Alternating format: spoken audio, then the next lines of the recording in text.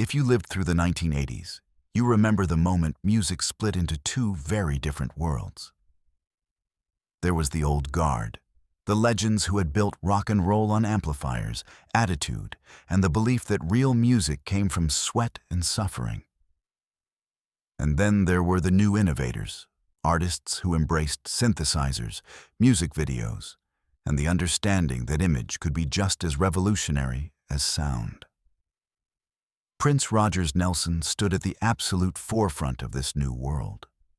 A one-man multimedia empire who proved you could be a virtuoso musician while also being a marketing genius. But to someone like Keith Richards, who had spent decades in dive bars and dingy studios perfecting the art of rock and roll rebellion, Prince represented everything wrong with modern music. He was too polished, too controlled, too concerned with business and spectacle. And when these two worldviews finally collided on a 1981 tour stage, followed by years of simmering resentment, it exposed a fault line in music history that still resonates today. Before we dive deeper into this story, if you want to hear more untold stories from music history, please subscribe to our channel and hit the notification bell. Now, let's continue. To understand the collision that was inevitable between Prince and Keith Richards, you have to understand where each man came from and what they believed music should be.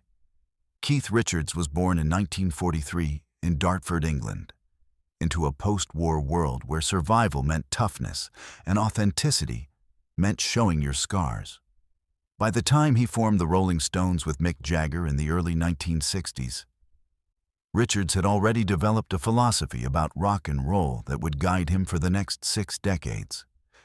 Music, in his view, was not something you manufactured in a laboratory or calculated for maximum commercial impact.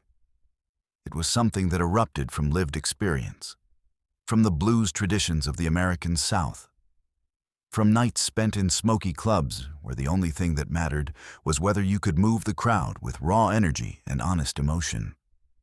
Richards believed in imperfection as a form of authenticity. He believed that the cracks in your voice, the mistakes in your guitar solo, the chaos of a live performance were what made rock and roll dangerous and real. Control, in Keith's worldview, was the enemy of creativity. Prince Rogers Nelson, on the other hand, was born into a completely different universe. Born in 1958 in Minneapolis, Minnesota, Prince grew up in the age of Motown precision, James Brown's disciplined funk orchestras, and the understanding that black artists often had to be twice as good and twice as professional to receive half the recognition. His parents were both jazz musicians who understood the technical mastery required to survive in the music business. From his earliest years, Prince absorbed the lesson that excellence meant control, that virtuosity meant knowing every instrument, every note, every production technique better than anyone else in the room. By the time he was a teenager, Prince was already a multi-instrumentalist who could play guitar, bass, keyboards, and drums at a professional level. When he recorded his first album in 1978, he played all 27 instruments himself, not because he was trying to prove something, but because he genuinely believed he could do it better than hiring session musicians. For Prince, control was not the enemy of creativity, but the foundation of it. If you controlled every aspect of your sound, your image, your business, then no one could dilute your vision or exploit your talent. These two philosophies, both legitimate and both revolutionary in their own ways, were destined to clash the moment they occupied the same space. And that moment came in the fall of 1981. The Rolling Stones' 1981 North American tour was one of the biggest rock events of the decade. After years of internal tensions, drug problems, and questions about whether the band still had relevance in the age of punk and new wave, the Stones were determined to prove they were still the greatest rock and roll band in the world. They booked massive stadiums, brought elaborate stage productions, and carefully selected their opening acts to provide contrast and energy before the main event. One of those opening acts was a 23-year-old artist from Minneapolis who was just beginning to make waves with his provocative stage presence and unique blend of funk, rock, and new wave sensibilities. Prince Rogers Nelson was added to several dates on the tour, and for him, it should have been a dream opportunity to expose his music to tens of thousands of potential fans who might never have encountered his work otherwise. But from the first night, something felt wrong. The Rolling Stones audience in 1981 was predominantly white, predominantly male, and predominantly invested in a very specific idea of what rock and roll should look and sound like. When Prince walked onto the stage at the Los Angeles Memorial Coliseum on October 9, 1981, wearing thigh-high boots, a black bikini brief, and a trench coat, playing funk-driven music with synthesizers and drum machines, the reaction was not curiosity or appreciation. It was hostility. Almost immediately, sections of the crowd began booing. The sound grew louder as Prince launched into his set, his band playing tight, choreographed performances that emphasized precision and visual spectacle. For many in the audience, this was not just a mismatch of musical styles, but a direct challenge to their understanding of masculinity, race, and what belonged on a rock and roll stage. Bottles were thrown toward the stage. Homophobic slurs echoed from the stands. Prince, always a perfectionist who prepared meticulously for every performance, found himself in a situation where none of his preparation mattered because the audience had decided before he played a single note that he did not belong. The tour continued for a few more dates, but the pattern repeated itself. In some cities, the reaction was slightly better. In others, it was worse. Prince was not used to failure. He was not used to audiences rejecting him. By the time the brief stint with the Rolling Stones ended, he was shaken, though he would never admit it publicly. But the damage was not just to his confidence. The experience planted a seed of resentment that would grow over the years. A sense that the rock establishment, represented by bands like the Rolling Stones and figures like Keith Richards, would never fully accept him because he refused to conform to their narrow definitions of authenticity. For Keith Richards, watching Prince perform on that tour likely confirmed many of his pre-existing beliefs about the direction modern music was taking. Richards had always been skeptical of artists who seemed more concerned with image and production than with the raw, emotional core of their songs.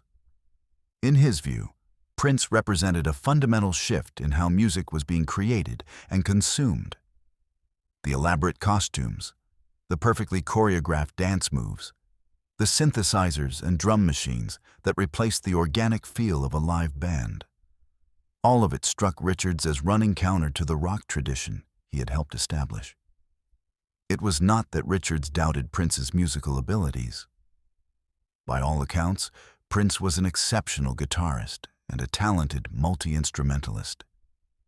But to Richards, these abilities served a different artistic philosophy, one that prioritized spectacle and precision over the spontaneous combustion he associated with authentic rock and roll. This perspective reflected the values of Richards' generation and the rock tradition he helped build.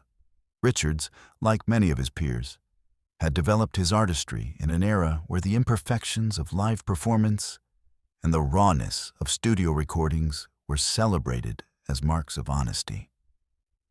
If you did not look like a traditional rock star, if you did not perform with the swagger and chaos that Richards associated with the genre's rebellious spirit, then you represented a different musical philosophy.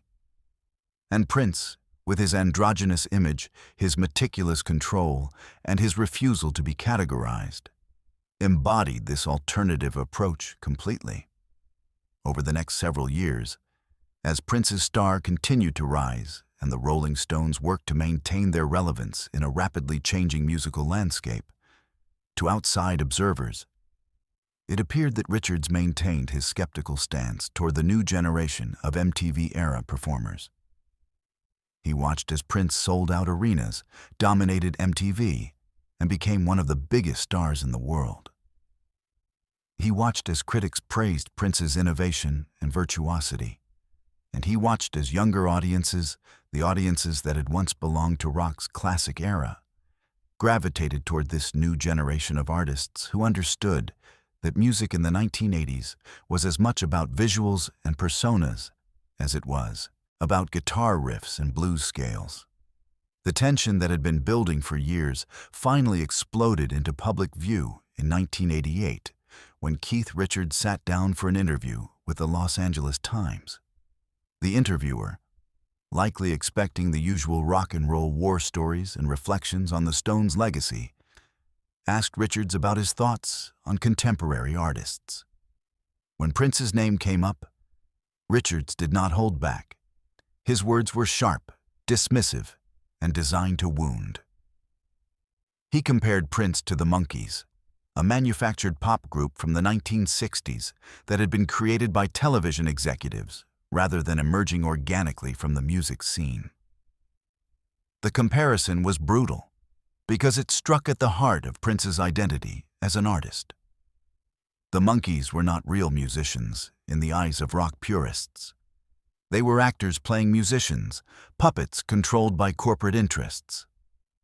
By equating Prince with the Monkees, Richards was essentially saying that Prince was not a legitimate artist, but a clever businessman who had figured out how to manipulate the music industry and the entertainment business for profit.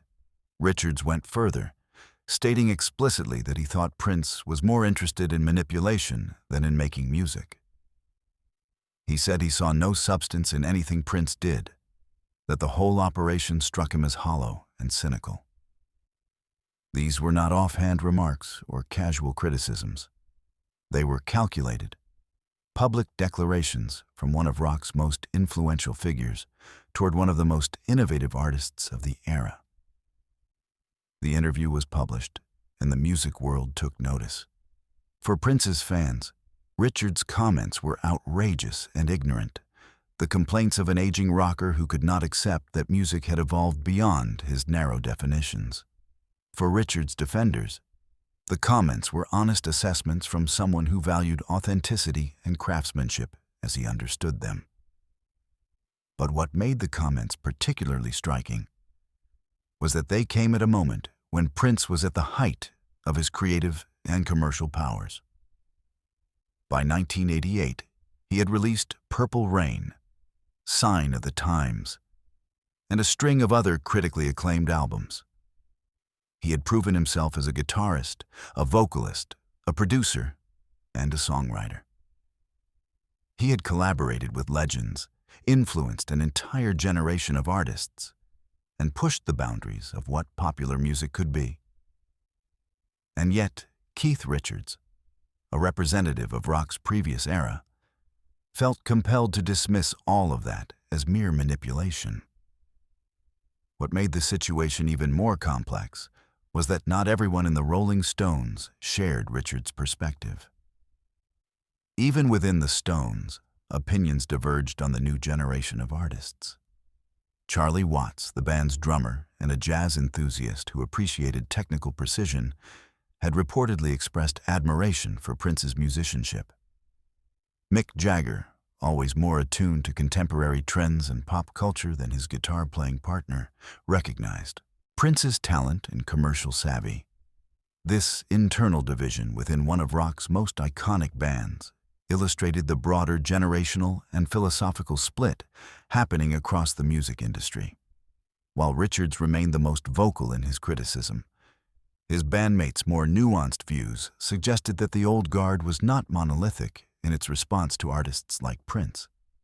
The conflict between Keith Richards and Prince was never just about two individuals. It was a proxy war for larger battles happening within the music industry and within culture more broadly. On one level, it was a generational conflict. The baby boomers who had grown up with the Rolling Stones, the Beatles, and the classic rock canon were watching as their children gravitated toward MTV, synthesizers, and artists who did not fit the mold of traditional rock stardom. For many of them, this felt like a loss, a transformation of something they held dear. Keith Richards, as one of the most iconic figures of that earlier era, became a spokesman for that perspective, articulating concerns that many of his generation felt. On another level, it was a conflict about race and respectability. Prince was a black artist who refused to be confined to the categories that the music industry typically used for black musicians. He was not pure R&B. He was not soul. He was not funk, though funk was part of his DNA. He was all of those things and more, blending rock guitar solos, pop melodies, new wave aesthetics, and sexually provocative lyrics into something that defied easy categorization.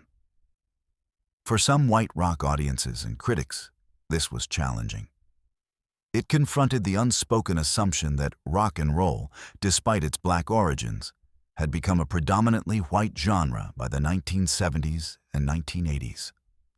Prince's success forced people to acknowledge that black artists could dominate rock just as easily as they dominated funk or soul, and that they could do so while maintaining creative control and refusing to perform traditional respectability. There was also a conflict about masculinity and sexuality. Keith Richards represented a very traditional vision of rock masculinity.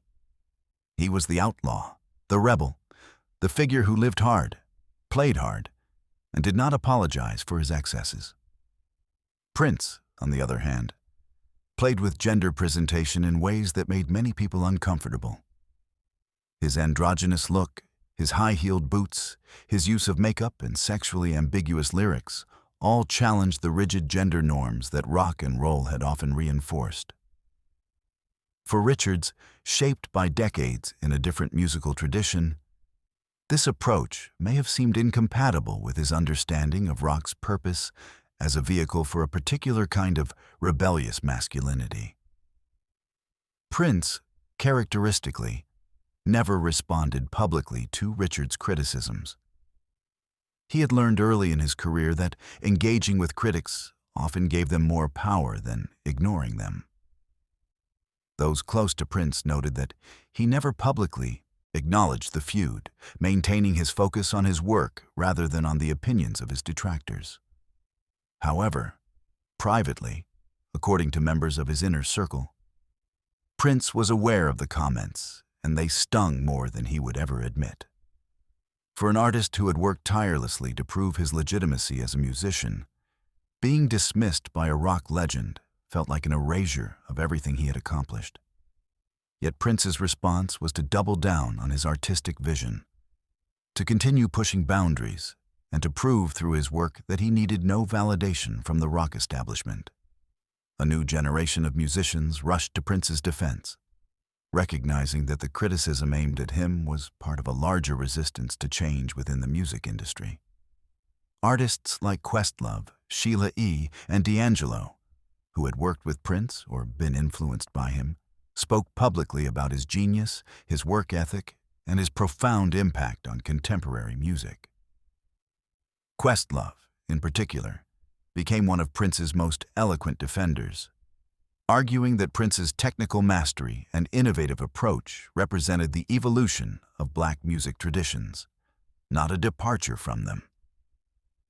These defenders argued that Richards' criticisms reflected a generational divide and perhaps an inability to recognize brilliance when it arrived in an unexpected package. In the years following the 1988 interview, the philosophical divide between Keith Richards and Prince never fully resolved, though the intensity of public discussion faded. Prince continued to make music, continued to innovate, and continued to build his legacy as one of the most important artists of the 20th century. He fought battles with Warner Brothers over ownership of his master recordings, changed his name to an unpronounceable symbol to escape contractual obligations, and eventually regained control of his music and his career. In doing so, he demonstrated that his concern with control and business was not about manipulation, but about survival and artistic freedom.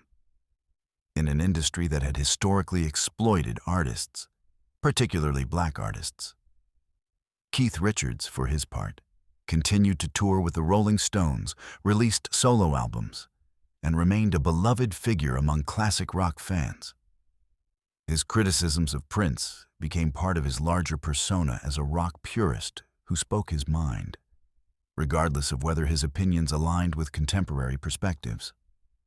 Some interpreted this as admirable honesty and a steadfast commitment to his own definition of rock authenticity, which some viewed as resistance to inevitable change.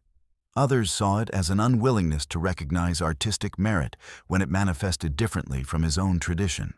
When Prince died suddenly on April 21, 2016, from an accidental fentanyl overdose, the music world mourned the loss of a genius whose influence could be heard in virtually every genre of popular music.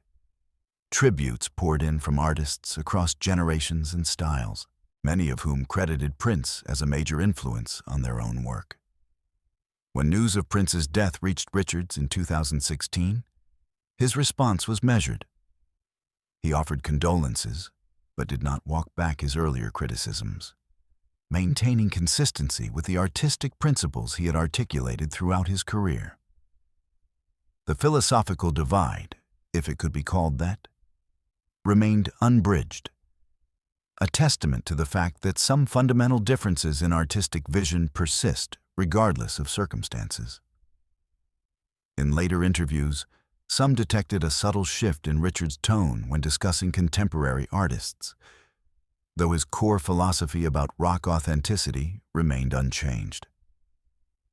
He seemed to acknowledge, if only implicitly, that the music landscape had transformed in ways that his generation could not have anticipated, and that multiple definitions of authenticity could coexist, even if he personally remained committed to his own.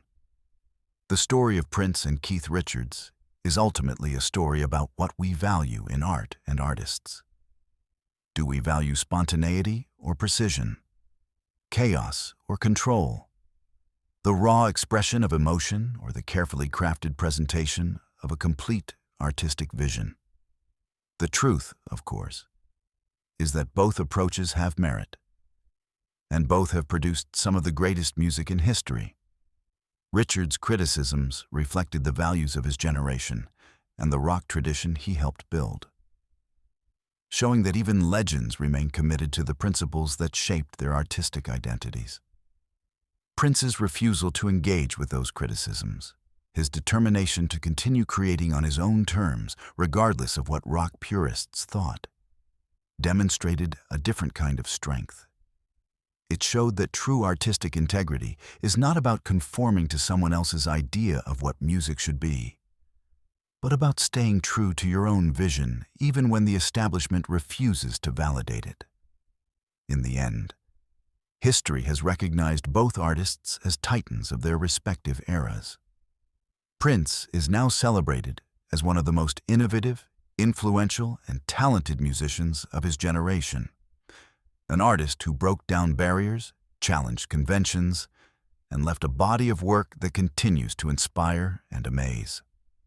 And Keith Richards, for all his legendary status, represents an equally important tradition: the blues-based, spontaneous approach to rock that values raw emotion and lived experience above technical perfection. The collision between these two philosophies created one of music history's most fascinating standoffs, a reminder that artistic greatness can take many forms, and that the debates between tradition and innovation, control and chaos, precision and spontaneity will continue to shape music for generations to come.